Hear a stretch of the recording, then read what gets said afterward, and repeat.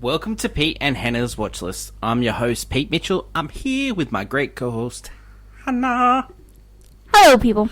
Hannah, we're here today for AFI Top 100 10-Year Revisited. That's right. But before we begin, let us tell the viewers and the listeners what they should do. Could you pretty please leave a like and subscribe to the channel? Subscribe. Leave a comment down below your feedback on this show. Thoughts, feelings, criticisms, all that jazz.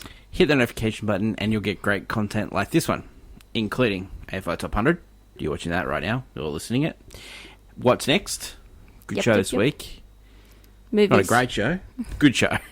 Movies. Maria. Baby Girl. Companion. Yeah. And movie news. And, some clickbait in there. Yahoo ha ha. Preview some movies. That's right. And reviews and previews all around. Hannah, on today's show, we have King Kong. Whoa. Movie number 41, and it's the 1933 version. It's the only one on the list. Yes. And it was released on March 2nd, 1933, and RKO Studios was the studio. And Hannah, we have our own digital copy. Yeah. This is the first time you've watched it? Yes. But you have seen the other ones? I've seen, I've probably seen the Peter Jackson one. Yep. And then the most recent Kong films. Yes, we can go into that. Hannah. Yeah. RKO films we've talked about before, with Fred Astaire, Ginger Rogers, and this was the other property that we brought up at the time, was their big success. Yeah, it was their money maker. It was the monkey and then the dancers. That's it. This movie goes for an hour and 47 minutes. Yep. And had a budget of $630,000. Marion C. Cooper, he was the director/producer of this film. He came up with the idea for this movie. And you know how he came up with the idea of this movie? Please tell. He had a dream that a monkey was attacking New York City. I mean, don't we all have those dreams? How he started the movie, he said his vision was King Kong, but he didn't call it King Kong. He just called it a monkey. Biggest monkey in the world. On top of the building, getting shot down by a plane. That was it. They worked back from there. He just had to get there. And you know what? I love that. You have an idea, and you just need to work to it. I love it. That's actually how most of these movies should go. So when filming commenced, it had no screenplay.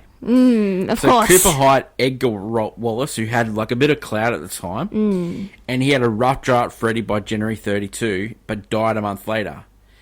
James Creel picked up the work of the screenplay, but found it too difficult to meet Cooper's plot demands. Monkey on top of the building. Yeah. Though he incorporated his request, the dialogue proved to be too extensive. So he hired Ruth Rose, who had never written a screenplay before, to revise the script, and she rewrote the majority of the dialogue. Upon the film's release, Wallace was credited as a screenplay writer because Cooper had promised him he'd get credit.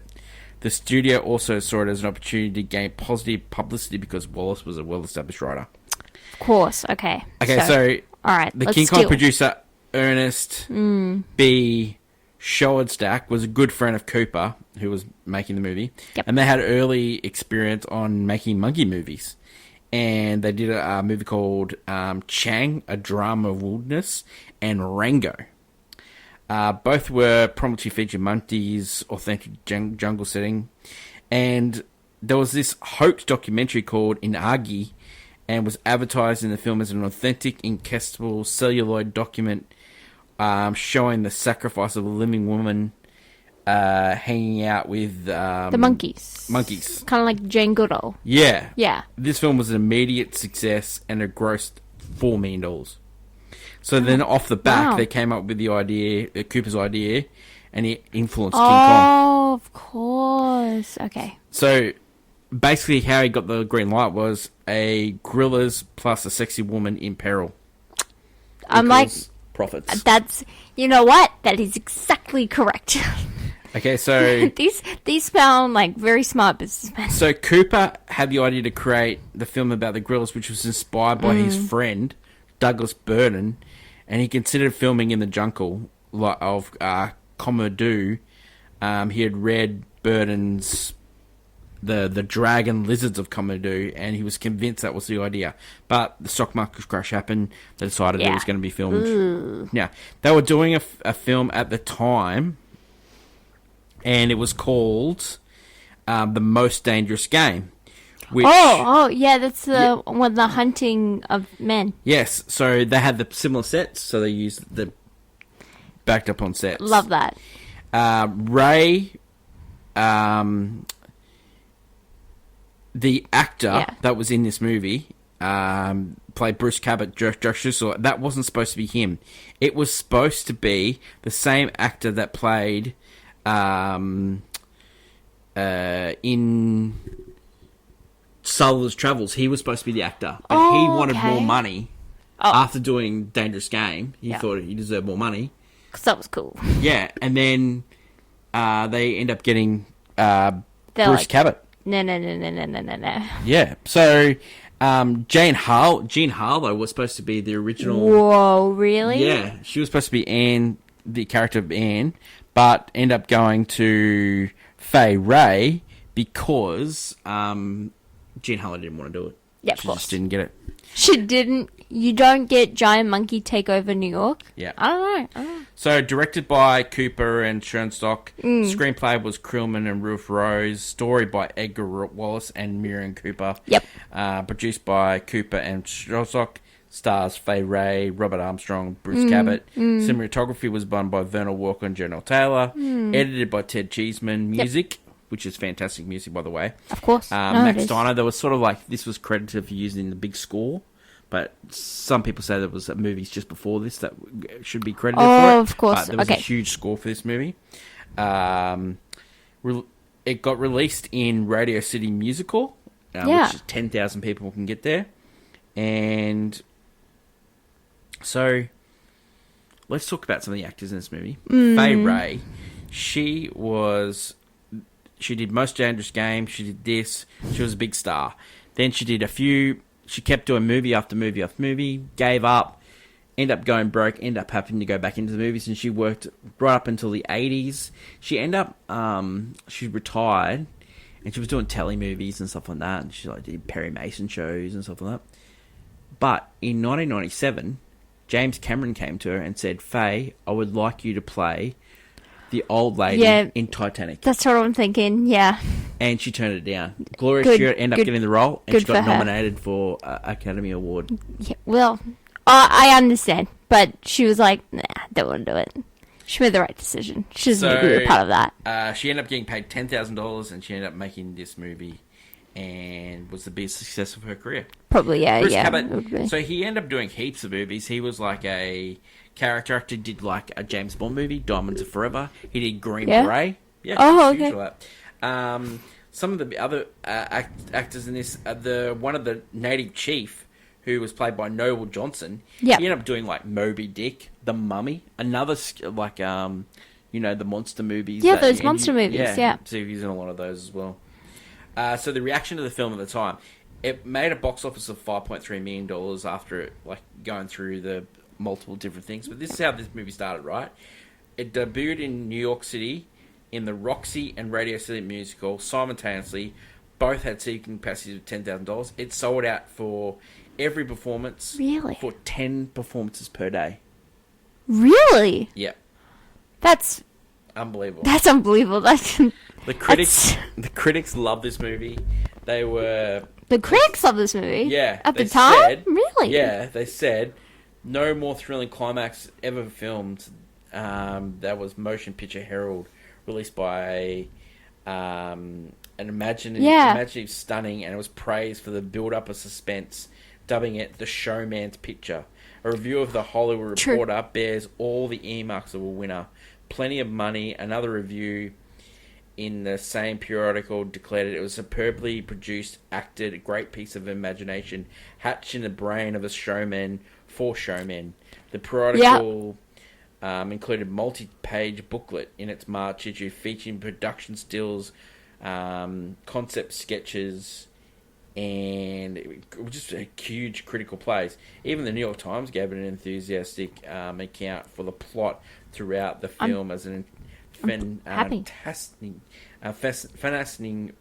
fantastic adventure film. John Mosher of The New Yorker called it ridiculous, but wrote that many scenes of this picture was certainly one of the best of the screen thrillers. So there you go. Yeah. Yeah, amazing. He's not wrong. Yeah. Didn't get any Oscar love. No. Awards whatsoever. Strange. Let's go to the Oscar for that year. It was the 5th time that the Oscars had. A lot of the categories were only 3 nominees. The Champ ended up winning Best Actor. Helen Hayes for Sin of Madeline Claudette. She won Bad Girl. Frank Boris won Directing. Outstanding Production went to The Grand Hotel. Yes. MGM. Yes. Yeah. I have seen that film. Yeah. Yeah. The Writing went to The Champ, and Adaptation went to Bad Girl. So there you go. Of that year, it was the 3rd highest grossing movie. Yeah, you had Dinner at 8 was number 10. 42nd Street for Warner Brothers was at 9. Dancing Lady for MGM. Footlight Parade for Warner Brothers. Tugboat Annie for MGM. The Bowery for Universal. She Did Him Wrong for Paramount.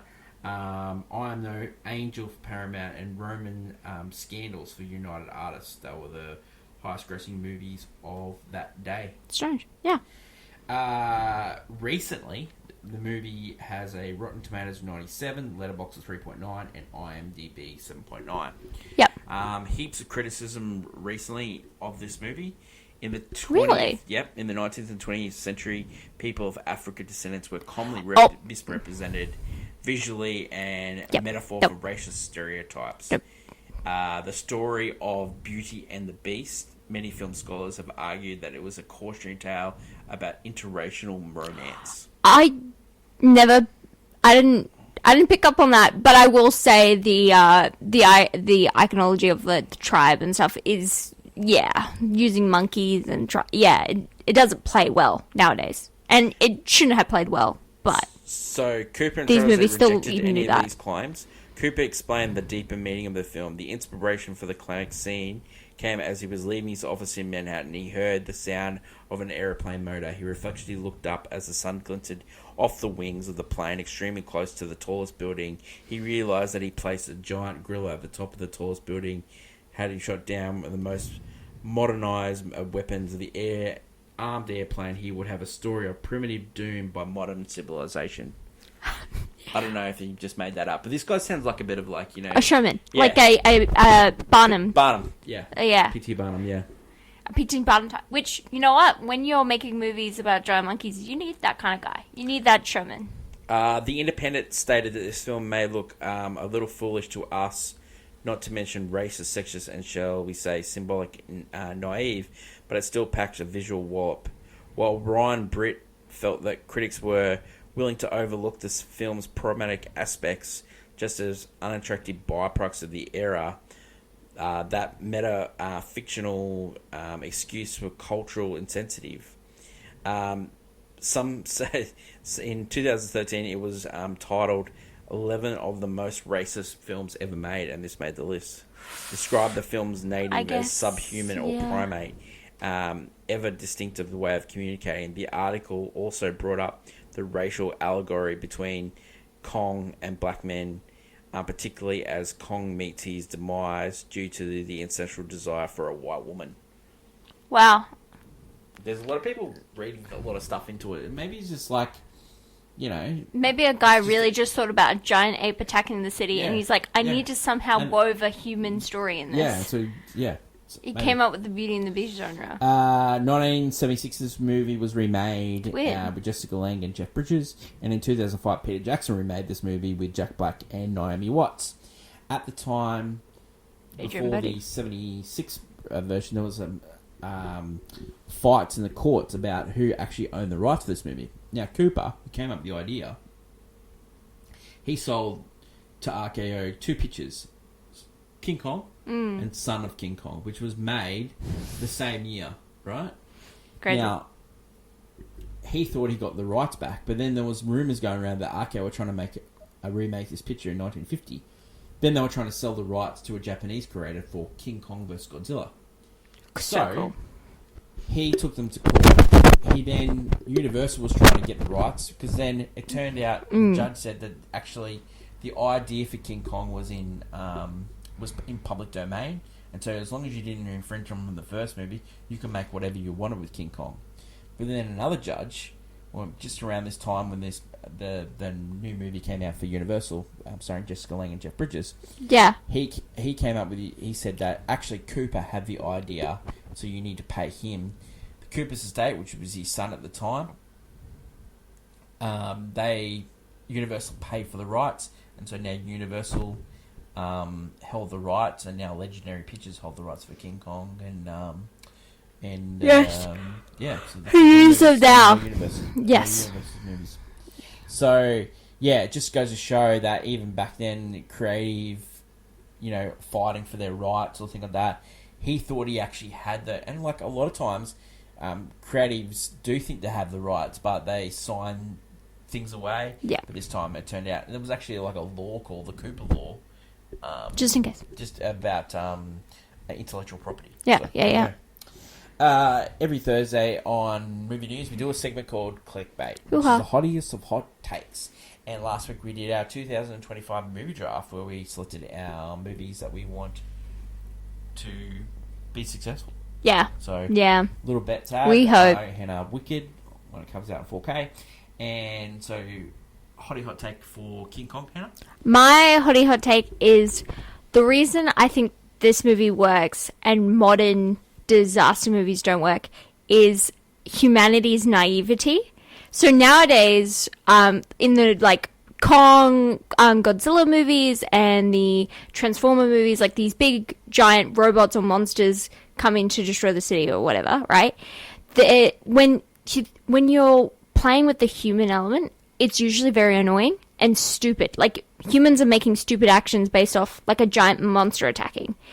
But when you're watching this version of King Kong, and they're just like, no, we're just going to show them off to the masses. It's so cool. It's a giant monkey. The naivety adds, like, they've never, like, there's something unique about it. I think we've lost, like, a lot of those monster movies have lost that nowadays, because we find that it's so stupid to think, if a giant monster's attacking, you need to help save it, when it's like, like Godzilla is resting in the Colosseum. They're just allowing a giant lizard monster, not doing anything about it, and allowing it to rest in the Colosseum. And it's stupid. But if you go back in 1930, if I saw that, it's like playful naivety. Like, yeah. It's funny. Yeah. I found this movie quite hilarious in the sense that I can completely believe that these people would do this. I cannot believe someone would do it now. Yeah.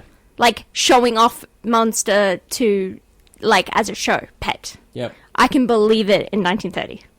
And well, the people back then would have, I believe they it, used to go and to I circus. think that's why I think this movie works, and modern monster movies don't tend to work, because they play on this human element that's usually very stupid, rather naive, because humans should be more evolved. We've come far enough that you shouldn't be making... Have we?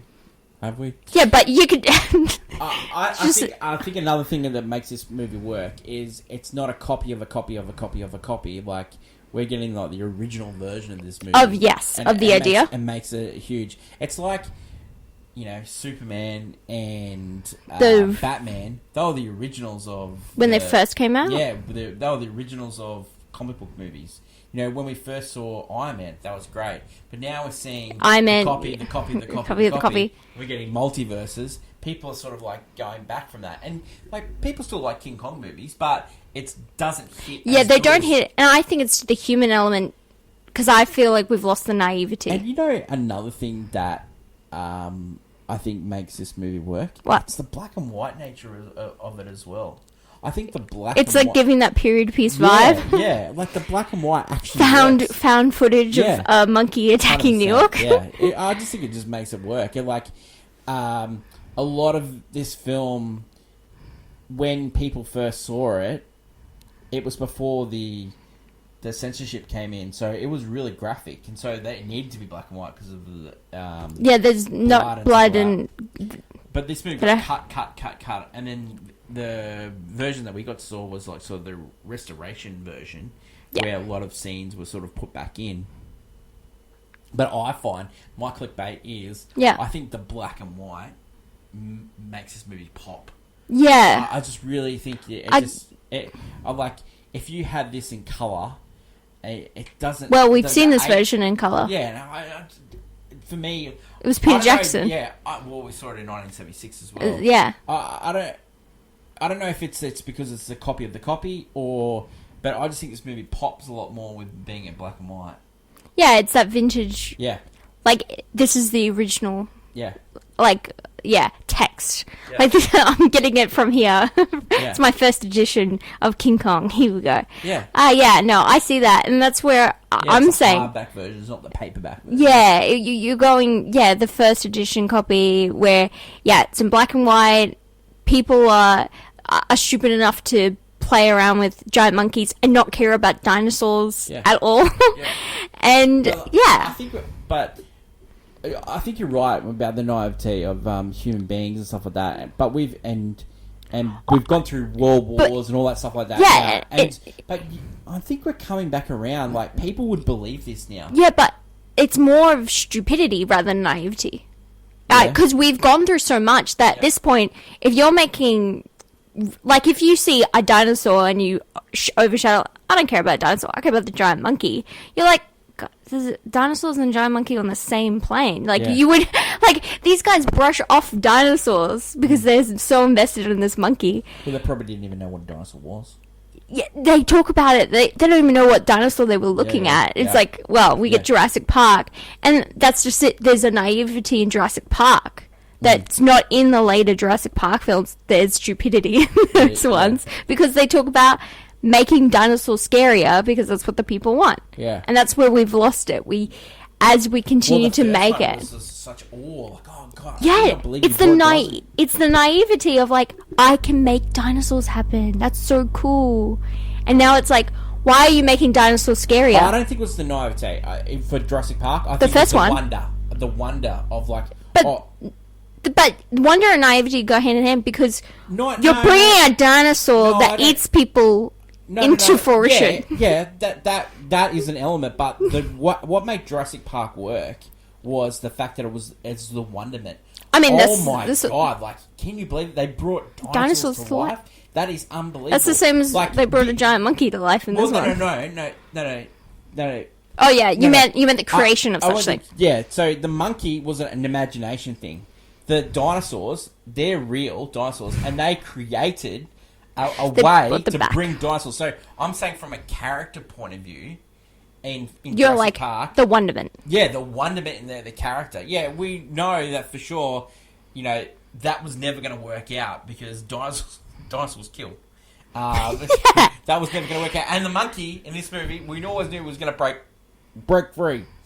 But I think the wonderment from the monkey, the King Kong thing, and once you've seen it over and over and over again, the wonder sort of dissipates. But that's the thing. Recently, the best interpretation we've seen, well, at least my favorite, and maybe yours as well, is Godzilla Minus One. Yeah. Deals with the whole monster idea, but it turns it into a post-war movie dealing with the after effects. PTSD. But I'll tell you why these movies do work, and we can get copies of copies. When a kid first sees a Godzilla movie, or a kid first sees a King Kong movie or a Jurassic Park movie, they go, unbelievable. The things that I learnt in textbooks are actually real. And so, like, even though they're not real, they're just on the screen. That's why you can reprint these over and over again. Yeah, and also... And that's the same with comic book movies. Like, the people that have seen the iterations of 1977 Superman... 1990, Batman, 2008, Iron Man. Yeah. Like, they've seen the first gen thing of that. Yeah. So they're going to have that in their heart as, so the copy is not going to be worth. But the kid that's seeing Iron Man for the first time, or seeing Batman seeing King Kong for the first time, that's their King Kong.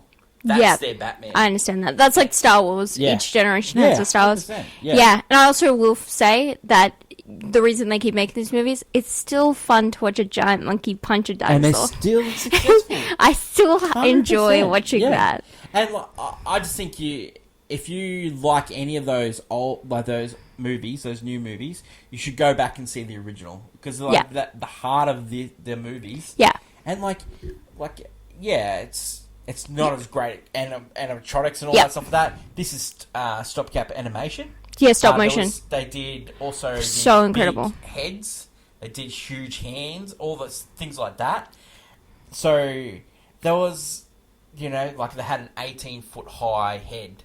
So things like that. I know, yeah. There was a rumor going around that they had people dressed up as a monkey. That's not true. The producer said that definitely didn't happen. There was definitely stopgap animation and also like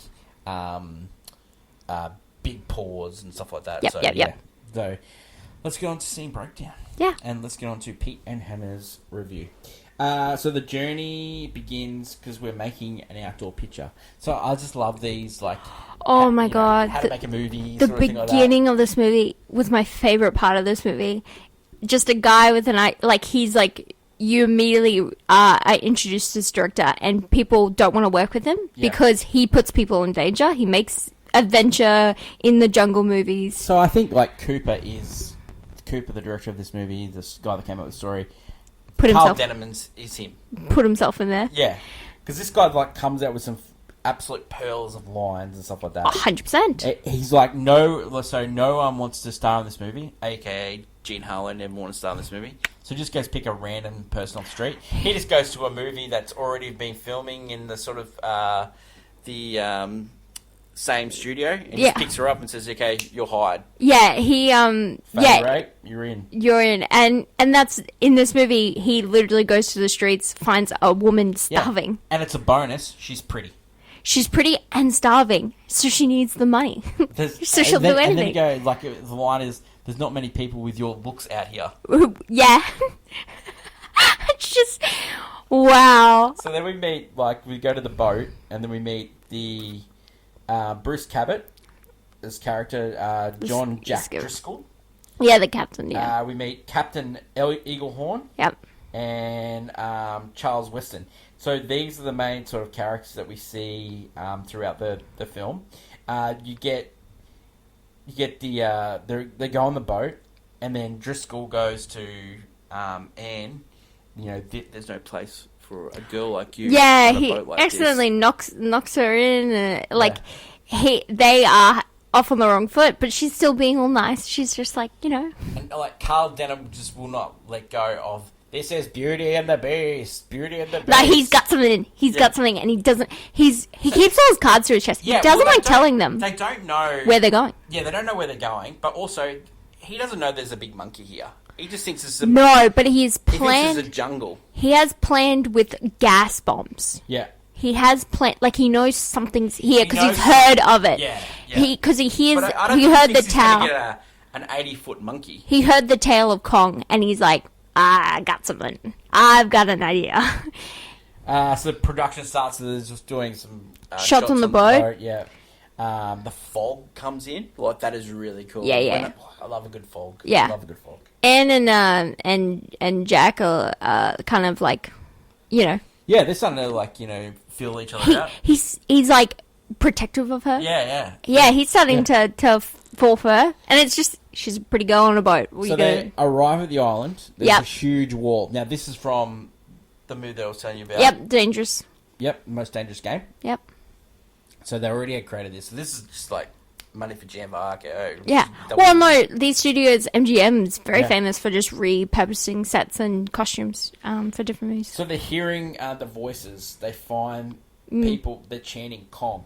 Now, at the time, there was had a lot of different names for this movie. And before David O. Selznick, so the movie was nicknamed Kong. Before David O. Selznick left RKO Studios, his last note to the guys was, call it King Kong. Wow. And it worked. Whoa. So sometimes it just David takes a little note. Yeah. Sometimes you don't get the right name because you don't get that note. And someone just had that in the back pocket. Yeah. So you get the tribe are really scared, And so They look like they're sacrificing someone. Yeah, they're getting ready to. And Yeah, so they're sort of seeing sort of like they're sort of filming. Oh, it's so funny because they're trying to hide before Travis sees it, and he's like, "Nah, I gotta get a shot of this." Yeah, and he's making a huge sound with the reel to reel. He gets the camera right out, and so so then they get interrupted, and they go, "Oh, you know." So they sort of the tribes people come up with a plan. They're gonna take.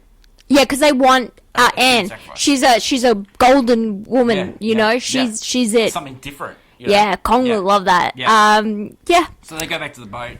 Driscoll and Anne are making out. Then Driscoll gets called. Yeah, they've officially said they want to be together. Yeah. Basically, and then Anne gets kidnapped and gets offered as a sacrifice to Kong. So she gets tied up in one of the most famous scenes. Oh yeah. And then draws Kong out, and then Kong arrives to take Anne. Now this is where you get.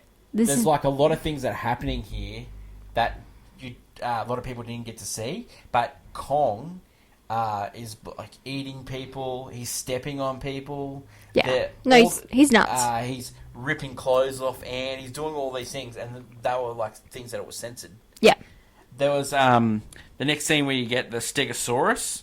The boys take on a Stegosaurus. They've got like full on guns, and they're going. They're hunting. They're hunting down. Yeah, because the boys trying to get Anne back. Yeah. So King Kong is going sort of back to his lair. And with Anne, With Anne, yeah. So he's like put Anne up and he's fighting the boys with like tree trunks. Yeah, they're stuck on a trunk and he's twisting them around. He's just twisting them. So like it's Wipeout or something. In the first ever take, and they actually lost this when they cut it out for censorship. Yeah. There was four guys. They fall off the tree. Yeah. They go to their death and they get eaten by a giant spider. Thank God we lost that. When they showed the movie in San Francisco test screening, they all said you have to get rid of that scene because the movie just stopped there. It was so scary. It was so scary. You have to get rid of that scene. You couldn't go back into the thinking Kong and all this stuff like that. It was so scary to see the giant spiders actually eating human beings. Sorry, I just got the shivers, guys. That sucks. No, I don't like that. Yeah. Oh, I don't like that. Yeah. So Anne's up on the thing. They're trying to get her back, but then the big guy comes. Oh my God, a T-Rex. T-Rex. Like, imagine seeing this movie. You probably for the first time. Bones. You haven't even seen the picture books of like. Dinosaurs are still like a fresh idea. In 1933, and you go, "Oh my God!" You've seen a museum with some bones in a museum. You've never seen an actual T-Rex go hard. How cool! Yeah. Go hard against a giant monkey. Kong and Rex just go really They hard. Go toe to toe, and it's a good fight actually for what, like, you can criticize, like, it's weird to criticize it because at the time that would have been groundbreaking, and even now when you look at it, it's not that bad. It's not that bad. Yeah. Stop motion, we rarely get to see it nowadays, and I love. It's probably my favorite version of animation. So I love seeing it. Him taking on a T-Rex, which he beats. He takes on a serpent. He beats that. Yep. He takes on a pterodactyl. Yeah. No, he's cool. He's a cool guy. At the time where he's taking on a pterodactyl, Driscoll goes to get Anne, and the scene with Driscoll where he's hiding underneath branches and is really good. Like he's like there's a guy climbing. There's like and then they cut that off, and he's sort of like knifing the King Kong with the arm. That's really like good suspense there. It's actually really good. It is really good. Yeah, I don't get that a lot of the time with recent movies when characters hiding from the monster. It's very rare, but in this I was like, oh. So then they come back to the boat, and then like. This Denham, he's just really, as you said before, he's really prepared for anything here. He bombs Kong. Yeah. And they get Anne back. They bomb him with gas, and they say we're gonna float him back to New York. We're gonna chain him up. And everyone's saying this is a dumb idea. You cannot chain this guy up. Yeah. He floats him back by chains, and boys, we're gonna make so much money. We're gonna all split it. We're all going to split it. Guys, this is going to be the 8th wonder of the world. 8th wonder of the world, guys. This is the 8th wonder of the world. the captain of the boat goes, no, this guy is gonna, he goes, he's been king of this world, but we're gonna teach him fear. We're gonna be rich boys. This is Denim. This is what I love about this movie. So he's charging $20 a ticket. Like expensive. Back then, that is huge. That's expensive. He's getting all these people to watch it. Just all they're doing is a gorilla chained up with a girl there dressed up. They're going to tell the story of how they got Kong. And so he's getting up and just like, And Anne has trauma. Yeah, she does not like seeing him.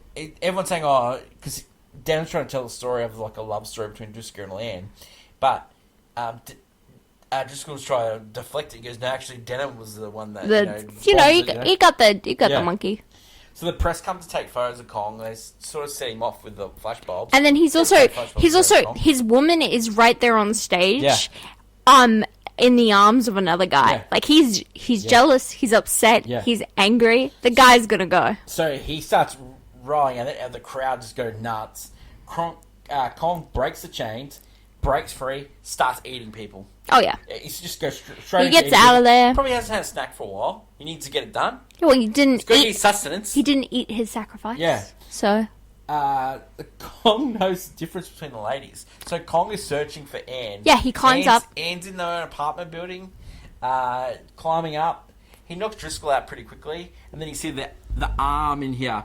So with the scenes with Anne in Kong's hand, the hand is attached to a crane and raised 10 feet in the air. First, there's a technician that put her in the hand and closed his fingers around it, but the hand was lifted for filming. So she would say she'd be in terror in these scenes for real because she struggled, and the loose of the hand grip, she was about to fall. Oh. And so she was that would screaming really for real. That would be scary. And so she had to signal Cooper to stop filming when she got close to falling. So he picks her out. They end up going to Empire State Building. Like the Empire State Building. Is the Empire State Building... Does it become iconic because of this movie? Yes, it does, doesn't it? Because I don't think... And it wasn't the tallest building in the world. There's not... there's buildings in Chicago that make taller. The next time this building becomes famous is like A Fair to Remember. And by the way, in A Fair to Remember, they don't actually make it to the building. If you've never seen it. So movies make the Empire State Building as iconic as it is. Yeah, because I can't think of... I think of King Kong when I think of the Empire. So it's So Kong's worried for Anne. He puts it down and he's sort of like trying to protect her. Trying to protect her. Trying to swat the plane away. Plane shoots him. Goes around. Yeah, him again. I love that they come up with the idea. Oh, let's use planes. Like they just immediately just thought of that. Yeah. So then Kong's on the ground. Denim walks in and goes, "Oh, this is the guy that captured Kong." Kong got shot by the way. Now we know Kong can get defeated by airplane, and then Denim goes, no, he wasn't defeated by airplane. The Beast was defeated by Beauty. Beauty killed the Beast. This guy. Can I say also in this movie that I have seen also in recent movies as well is Kong is so given so much expression. As the monkey, and in this movie you feel sympathy for some reason towards the giant monkey attacking, and I think it just I don't know why we gave him such facial movements, but you sympathize. Like he was just trying to protect his lady, and he got shot, and it hurt, and I felt for the guy. Yeah, I shouldn't have. Yeah, well, he was a terror. Yeah, well, they took him. He was fish out of water. They took him. Yeah, when you take fish out of water, they can do anything they want. True, it's true. True. I shouldn't have taken him from his island. Yeah, but then you don't pick up another woman and then drop her into the streets. Well, yeah, she passed away. But, it wasn't the greatest time. He was like, that ain't my woman. I don't like that woman. You would have survived. No, but I'm not the one going, No. You would have survived. Reasons to see this. Reason to see this. This is like, you made it also very way like this is the first edition of the monster movie. You love that genre. I love this one. The thriller, the disaster movie genre. The mummy, you get the Invisible Man. You get that from this. Godzilla. This is like perfect. Like the Godzilla came perfectly after. Journalism. It came perfectly after the nuclear war. This came perfectly after the Great War. Yeah. You know, so... And I'll also say this movie is quite funny. Yeah. It's funny. Yeah. I know the themes are, like, the masculinity themes are outdated, but I actually enjoyed the love story in this movie because I found it ridiculous. Half of this movie is very funny. Yes, Yeah. and even the second when they're showing off Kong, it's funny because it just seems ridiculous. He's just cracking jokes, this guy. Yeah, and I think it's funny. The action in it is quite wild and entertaining, especially during the in the jungle with Kong. It's you're on the deaths in this movie are even just fun to watch. Like those don't become like really fun until the 90s and stuff when disaster like horror movies become important, but this is a fun one to watch. This is just a joyous film. I don't know why. Reasons not to. Like, I can see where people are coming from. There's dated views. Stuff here. I wasn't a fan. I was like, the tribe thing, I was like, this is dated. This is bad. But there's tribes people in the Skull Island. They tried to. I don't know what they were doing with Kong Skull Island because they continue that storyline through the new ones. Yeah. It's hard. Those storylines are very similar. It's so hard to do that line because you're like Kong needs to have a tribe protecting him, but it's like, well, then you're getting into weird territory there. Yeah. Some people are gonna turn a blind eye, some not. Comes with the territory. Does this film deserve to be on the list? I think 100% deserves to be on the list. It actually went up 2 spots. Is it in the right spot? Yes. Right now, I could see it even going. I don't know. It depends further down the track, but I can say it's safely right now in the right spot. There was a really good digital release when they released this movie in 2005. It'd be great to get that copy. There was also a director's commentary with a noted critic at the time. Yep. And also they had some interviews with Fay Ray. So that would be a really good digital copy to get. Peter Jackson helped in digitizing because he would have also taken care of it. Would you watch this movie again? Yep. Yeah, definitely. 100%. Rating for this one, I think it's a classic banger. Yeah, I was thinking banger. I don't know, there's just something stopping it from all-time classic. I think maybe it's just... for me, every time, does not matter which version of the monkey movie, every time we're in the jungle, after a while, I get bored. I fall asleep, I get tired. I actually like them jungle. I love the start, I love the ending, but when I'm in the... I like the ending. I like the jungle bits. I love like the Kong versus Rex. I love the Kong versus... Serpent. It's I love fun. The Kong versus pterodactyl. When Kong is fighting but after he fights so many, I'm like, okay, I've seen him fight, guys. Yeah, I'm ready to call it. Yeah, I'm not a huge fan of the Kong in New York. I like Kong in New York. I like Kong in New York just like for the chain bit. Yeah. Because it's funny. That's true. That is it for today's show. King Kong, banger. Next week on the channel, movie number 40. And it is The Hills Are Alive with the... Sound of Music. Huge. Hannah, you're going to do all that one. Yep. I'm just going to sit back and just listen to you Maria. about Rodgers and Hammerstein's classic starring Man, Julie Andrews. Christopher Plummer. Yeah. Yeah. Oh my god.